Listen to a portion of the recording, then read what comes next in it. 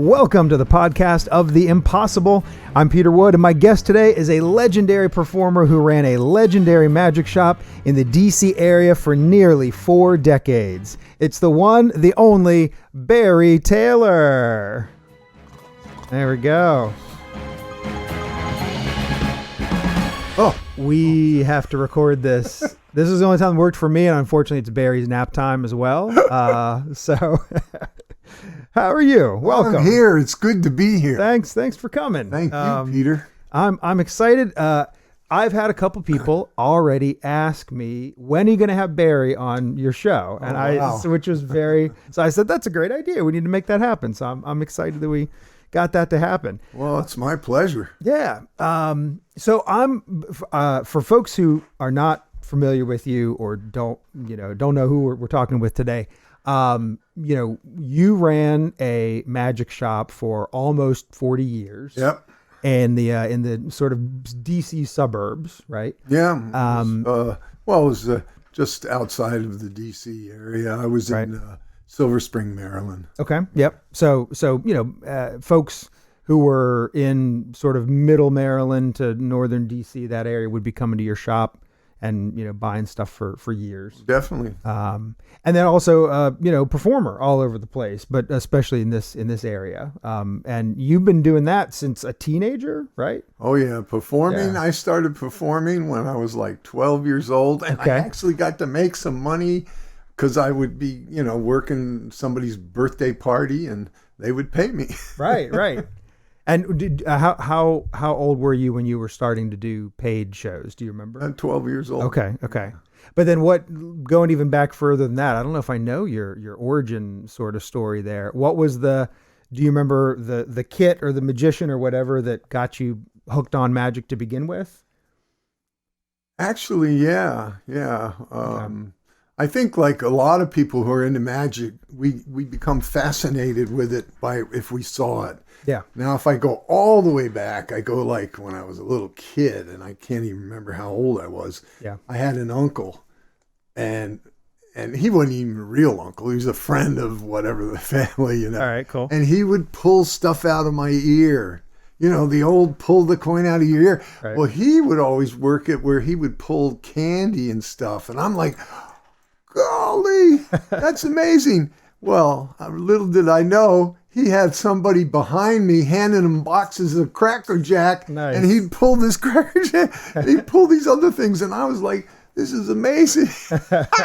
So they got me started in the wonder of magic. Yeah. But then the actual time when I really had some exposure and wanted to learn and get involved in trying to be able to do magic, was at camp, and a counselor, he did some good card tricks. Okay. And that's when I was really bit by the magic bug. I said, I want to learn how to do this. Okay. And do you remember how did you go to the library after that? Or Yeah, but there wasn't much back then. Yeah. We're talking back in the 60s. Okay.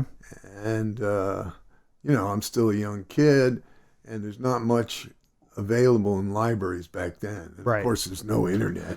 Sure. So then I found out about a magic shop. Okay. And that's the wonderland for the magicians. They can have access to the real, type of magic books, right. tricks, and the type of things you can study and learn to present magic and be a magician. And this was which shop was this? This was Al's Magic Shop. I was wondering. Down in DC. Al Cohen, his Cohen. famous shop. Right. He was famous. Yeah. I would take a bus down there all the way from Wheaton, Maryland, and I'd go, had to transfer and go all the way down to Pennsylvania Avenue. Okay. All right. So you were, teenager, going to Al's on the bus and then getting stuff and then coming back and doing paid shows with it. And I do know that you met your wife Susie when you were teaching magic at was this a high school something? Yeah, that was at our high school. We had a special education program. I don't know. I forgot what it was called. But it was 3 days of alternative studies and the kind of things that I guess people would like to learn about or do. Right. And one of them was they came to me and said, "Hey, Barry, since you can do magic, would you like to teach a course in magic for whoever wanted to take it?" Okay. And I said, "Yeah, I can do that." Sure. And so it was a full class. Huh. And it was part of this alternative studies. It was like for 3 days. And that's where I met my wife, and I just was enamored. Oh, this beautiful girl. Aww. But I didn't know how to get in touch with her. I was involved in teaching the class and all. And I had to ask somebody, do you know, how do I meet this girl? And so on the last day of the teaching, they asked me if I could do a show on the stage. And so they brought the whole school in, and I did a bit of a show. Nice. And then that's how my wife, she hung around, because apparently I was lucky. She was interested in me. That's awesome. And so then I got to know her. And Right. Oh, that's such a cool. Well, and I it was kind of love at first sight. I got to for admit, both of you. I was smitten as soon as I saw her. I got I got to have her on as a guest to figure out what the heck were you doing going to a magic class, But I guess this was part of a there were other people teaching other random stuff, right? Yeah. And then she just happened to pick the one that you were doing. Well, I partnered up with another guy who lived right like a block or two from her. Okay. So she mainly at first went to see him because she knew he lived near her. Yeah, right. And we were kind of working a team of teaching, because you get 30 some people in the classroom. It's not easy all by yourself. So I had another guy who had an interest in magic. Okay. And so we combined it and worked out the logistics and put together the bit of a course. Okay. Gotcha. Teaching magic's kind of fun. Yeah. Because you get to experience the wonder that the people have when they're learning this stuff. Right. And how much they enjoy it. Yeah. And of course, one of the rules I always had about learning magic is if you teach the magic, then you'll learn it even better. Yeah. Because you want to make sure you teach the person the right way and all the little nuances. And as you're doing it, that you start to get some insight to, this is really the way, this makes it better, Right. So now you've got a much better understanding of the effect, because you analyzed it and went over the details to teach that person. I think that makes a lot of and you've got to be able to answer any questions that they might have about it. So you need to know it inside and out in order to perform it there. But so then at some point you figured I'm making too much money. I need to open a magic shop, right? Like I'm trying to, so you're going to Al's, which was great, right? But so what was sort of why did you think you should bring something else to the general area in terms of that? Well, when you think about most people that get involved in magic, they might have a dream about, wow, I could have a magic shop, because then you'd have access to all the venues of magic, the tricks, the books, the videos, all that stuff. And it sometimes could be a dream of different people involved in magic that they could have a magic shop. If they didn't own it, maybe they work in it. Right. Yep. Like you got to do. I did. Yeah. You worked in my shop. Yep. No, it's. And it wasn't easy. I couldn't actually pay a lot of money, but I'm talking big money sometimes. Because you wanted to entice the person, say, look, I'll give you a chance to make some big bucks, and also get your magic at cost. Right. Yep. The thing is, now I got this.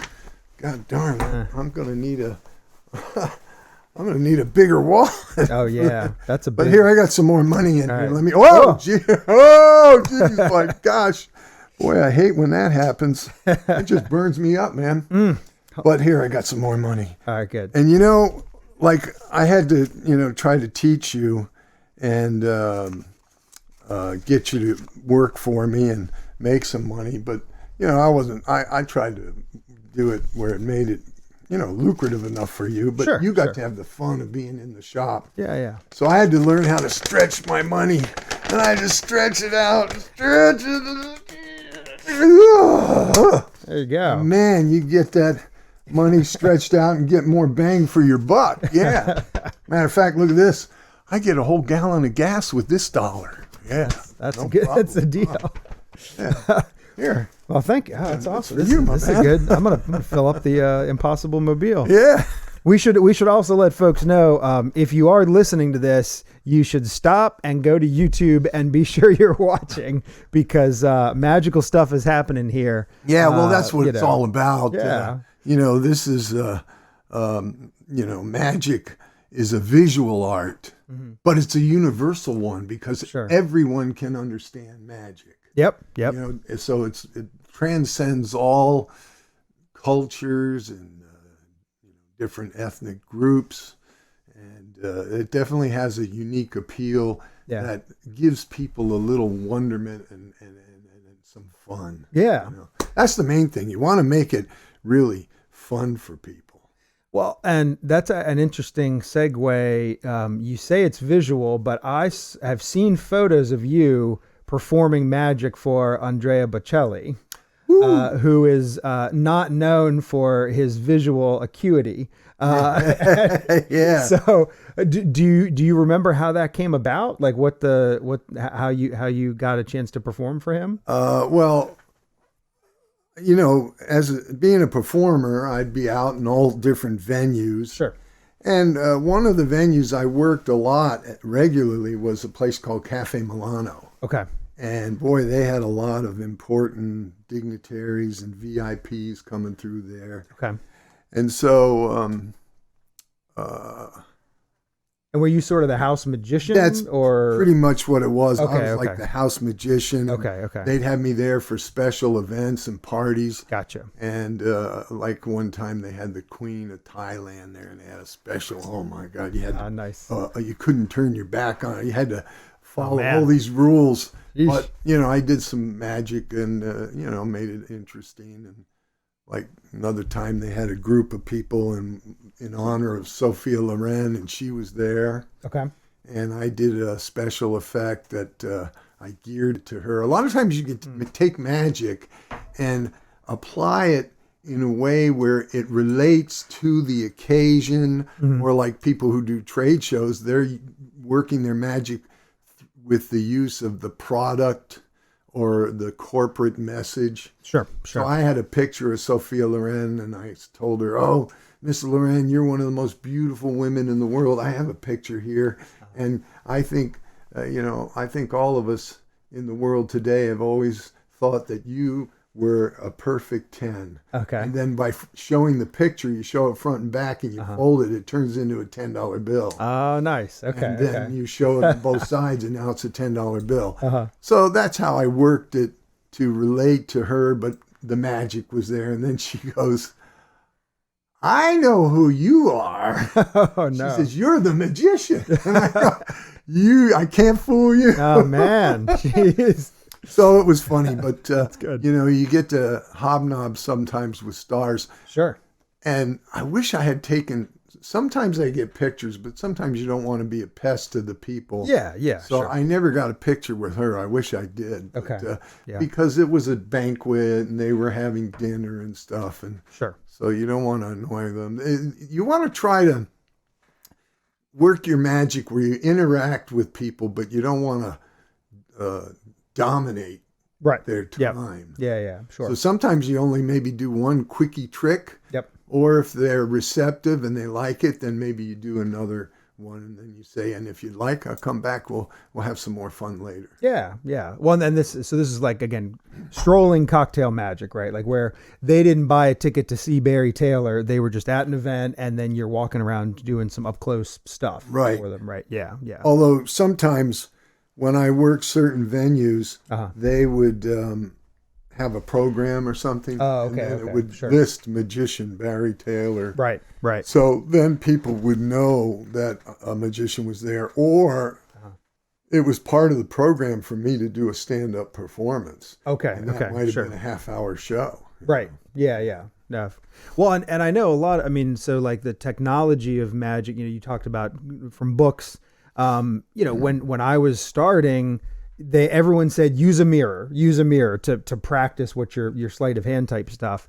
But thankfully now, like we've got, camcorders and even phones, the fact that you're able to practice something for the camera, you can kind of focus on being the performer and then watch it back, and you can kind of be the director. Like you can help to direct yourself. Well, that's when I actually pulled my phone out. Oh, okay. Because people, they like to do things and take pictures of you, but also if they could do a picture of you performing, then or in that, now cameras, the technology, they even have video. Yeah, and yeah. You see here, I got a picture of my dog. Oh, I have a border collie. Maggie and May. She's watching me. Ooh, there was that flaming. Oh, She man. goes, "Wow, what are you going to do there, Daddy?" Yeah. Let me just see. But one thing people don't realize, the lens is here on your phone, and it's great imagery, but if you're eating chicken wings and stuff and you're handling your phone, you might be touching your lens, Right. and then it gets it could get kind of gooey, or the image might be weird. Yeah. So this way, if you take a handkerchief or a napkin, you can rub it on your screen, and then you pull it right through the screen, and that way it cleans out all the apps. There's no hole or anything here, and everything, well, it should be good now. You should have some real good, clear, distinct imagery. So That looks great. that's the way to do it. Clean out your phone, Yep. and remember, don't get your lens all gooey with ribs, All right. barbecue sauce. So we're learning stuff today too. Yeah. That's good. Keep your camera Yeah. clean, and you'll have a better image. Oh, and look, see, and then your Yep. Yeah. Much beautiful much clearer. border collie Maggie May will say, "Oh, I like what you're doing, Daddy. Show me another trick." Yeah. Maggie May is going to be a future guest. Yes. I'm gonna have, and that cloth used to be white, right? And you've been rubbing so much sauce off over the years that now it's a red. That's from all the barbecue. Yeah, I mean, I remember. When I was starting off, I was taking both, playing with magic and taking piano lessons, and I did not enjoy practicing piano, but I did enjoy practicing magic. Yes, and that's kind of where I got on this path. But well, that's the thing. Because it's, first of all, we love to be fooled. Magicians want to see a trick. And we want to see it and get the full impact of the magic effect, and so then we learn it, and then we want to perfect it, and that's the fun part, because you're going to do this magic, and why are you going to do it? Because you want to be able to maybe show it to someone else to create that wonder for them and let them have the fun of it. Right. So practice magic is fun. It's not hard work, because you're into doing it to create the illusion and make the magic happen for people. Well, yeah, and I think Teller has talked before about how magic is one of the only, if not the only, art that you need another person for. You can make a painting for yourself, you can play music for yourself and enjoy it, but because the secret and the trick, there are things, I mean, even like the cell phone thing, it sure looks great. I mean, you can do it in a mirror and you can say, wow, that looks magical. Yeah, that's good. But because you still know there's a trick or a secret, you need another, it requires you to interact with somebody to share it. You know? You got to go. Well, I know when I practice, then I got to, after practicing enough, I finally go, I gotta go show this to someone. Yeah. So I can get an idea of what it looks like and the reaction that it will elicit. Right. And so, of course, my lovely wife, she's put up with it for so many years. She says, I don't need to see it. You practice on someone else.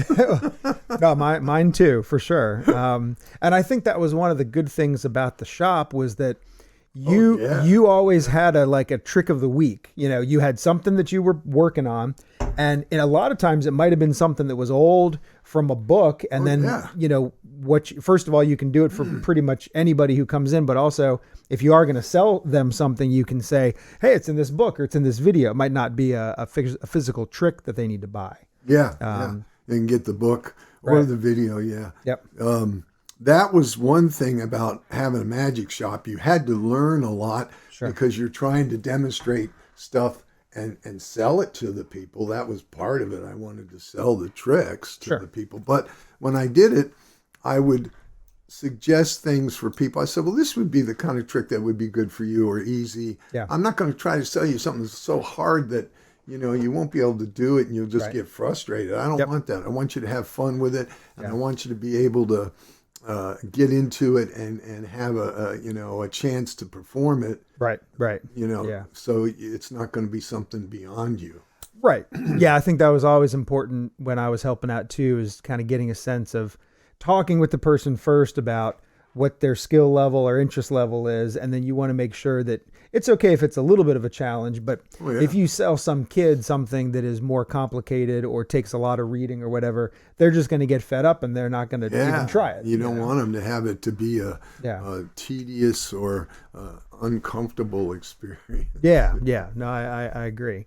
Well, this was awesome, and we should do it again, but we should probably wrap up this episode. Sure. And again, a reminder, if anyone is listening in on this, be sure to pop over onto YouTube. We'll have the video version posted, so you can you got to get in here and see us, because if you can't quite see me, I'm kind of like 6'2", and I look like Brad Pitt. Yep, it's completely, absolutely. Well, that is going to do it for this episode of the podcast of The Impossible. But for my public shows and my museum project and social media and special projects, you can head on over to oftheimpossible.com. I'm Peter Wood. Thanks. Thank you.